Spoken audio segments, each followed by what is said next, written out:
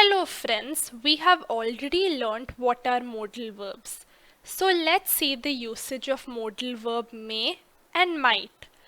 Modal is a type of auxiliary or helping verb used to express ability, possibility, permission, or obligation. Let's take an example. I may be able to run faster today. I had a sound sleep last night. Here may is a modal verb. I might reach faster if I take this shortcut to school. Here might is a modal verb and it's expressing possibility. So remember, may and might are commonly used to express possibility.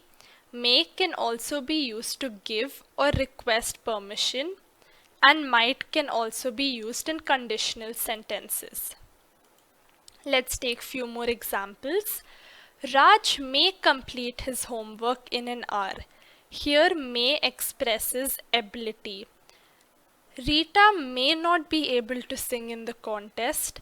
Here may not expresses lack of ability or inability. I might not be able to read this book. Its print is too fine for me to read. Might not expresses inability. We're showing the inability to read the book. Mother may cook biryani today. Here may expresses possibility. It's possible that my mother might cook biryani. Tahir may not be able to walk for a week. His knee is severely injured.